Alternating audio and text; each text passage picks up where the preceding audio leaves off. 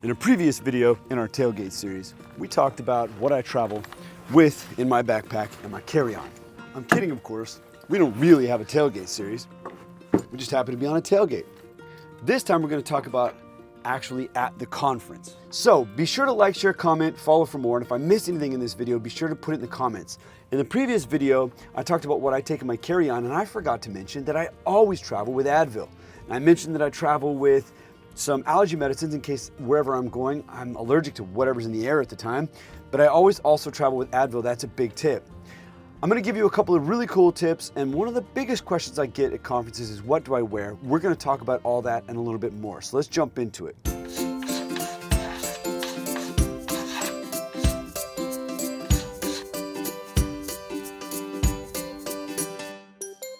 Okay, so you're at conference. Everything is good, travel was great, you made it. So the first thing I can tell you is plan as much as you can in advance. Map out your schedule. Know what sessions you want to go to, know what sessions you want to attend, when they are, and where they are. Get that into your calendar, whether that's Outlook or just on your phone, whatever calendaring program you use, make sure that schedule is mapped out as best you can. Now, some conferences nowadays are doing something really cool, and they're using apps to run the conference, and it makes it really easy to add sessions to your device, set up alerts, all kinds of cool stuff. So check that out too. If the conference you're attending does have an application, be sure to lean into that. Download it, use it. They're oftentimes really great ways to socialize as well. So if this is your first time conference, many of these apps have some socialization features, kind of gamification built in, and it makes it really fun for first timers to start meeting people and building relationships. Plan out that schedule, and it doesn't just go for your professional development. If you have certain vendors you want to meet with, or professional partners, or let's say that you have friends you want to meet up with, try to map that out as well. It's going to be a lot easier to do that before you get to the conference than try to do that in the heat of the moment, because conferences get hectic. They're very long days. They start very early. They go way into the evenings. Map out your schedule. That's a big one. Pack Smart's another one. We're going to talk about what to wear. Typically at most conferences, business casual is going to get you everywhere you need to go. I've seen people at conferences go a lot more casual, probably more casual than I would. And you know what? Nobody has said anything to them. They've moved freely throughout all the spaces, and I don't think anybody cared. I've also seen people decked to the nines, three-piece suits, bow ties. That works as well. I always err a little bit on the side of overdressed. It's okay to be a little overdressed for the occasion, but I usually fall somewhere around business casual. That works out really well, and that's what I see most people doing. Kind of think of it like, hey, if you'd show up to work wearing this, you'd be totally comfortable. You're probably going to be in the same boat. Now, a little bit along the lines of what we talked about in our carry-on, you want to make sure you have layers. Oftentimes it's cold at conferences, oftentimes it's cold in conference rooms.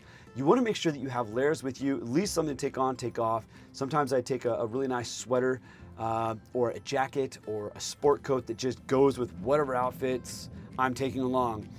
And I do try to plan my outfits, so either I'm taking all black stuff with just one pair of black shoes, or all brown stuff with, one pair of brown shoes. And so I can pick out layers that are gonna work no matter what day of the week it is.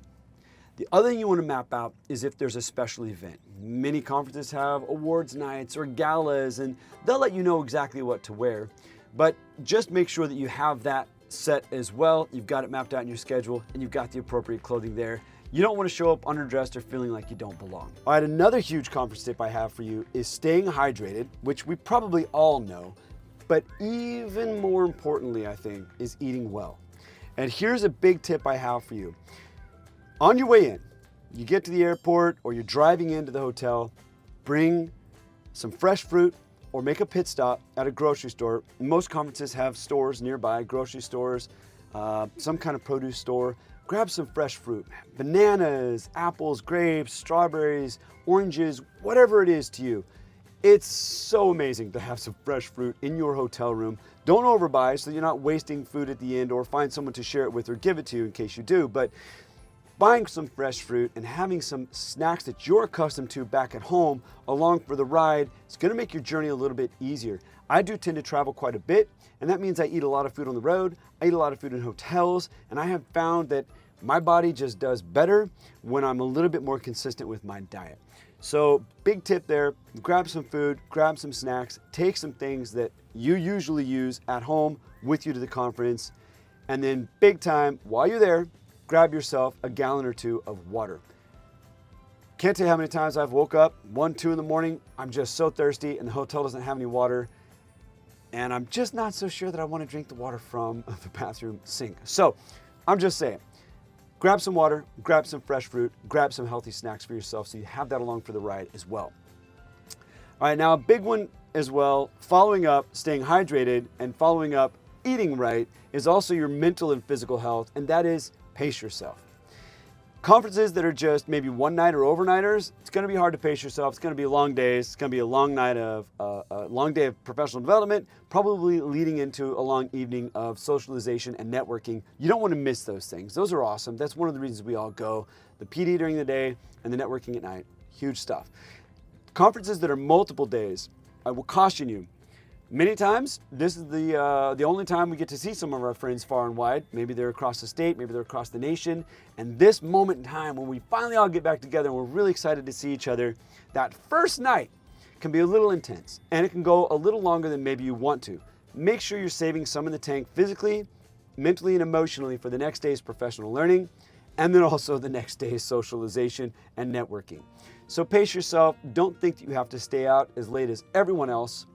And I will also say, as far as pacing yourself goes, if you need to steal away during the conference at some point, take 15, 20, 30 minutes to yourself, going up to your room, taking a nap. If you drove in, going out to your car, taking a nap, do it.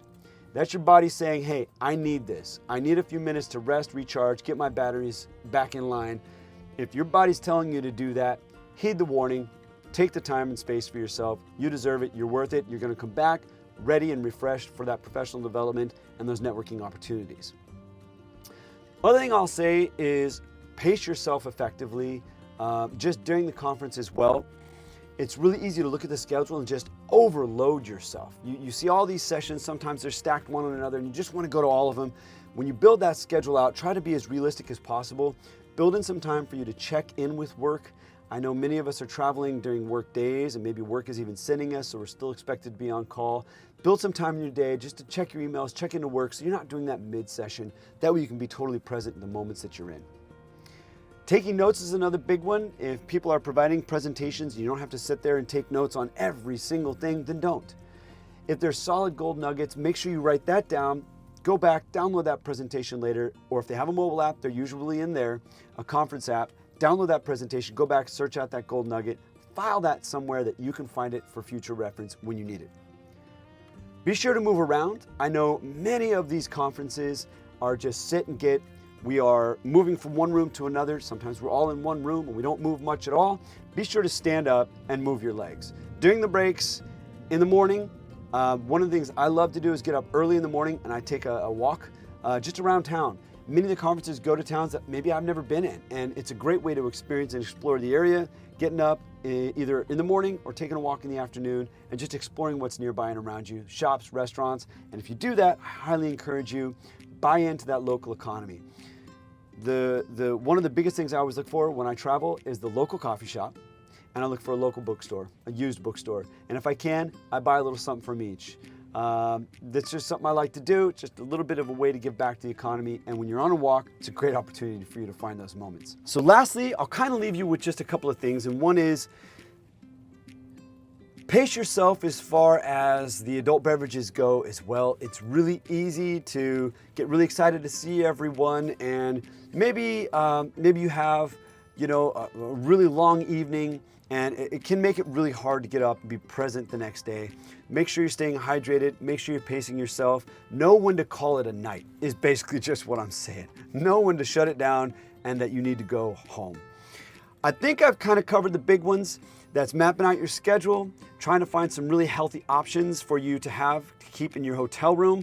Oh, I will say that anytime there's free breakfast at hotels, they usually have like oranges and apples, bananas out in the morning.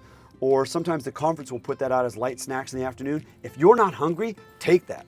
Take a couple of pieces of fruit, put those up in your room, put them in your bag, keep them with you, and then you'll be able to have that later when you need it. That's a big one. So we talked about staying hydrated as well. Try to have some water in your room, whether it's a gallon or two that you pick up on the way in or you bring with you.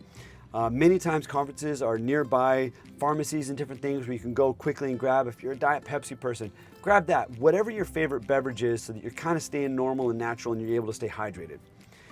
Recharging mentally, taking breaks during the day, being able to know when to call it a night, and that's kind of the big ones that I have for y'all. So if I missed anything, be sure to please let me know in the comments. I'd love to follow this up. If you have any questions, like, share, comment, follow for more. Hope you found this content enjoyable, and we'll see you soon. That's it.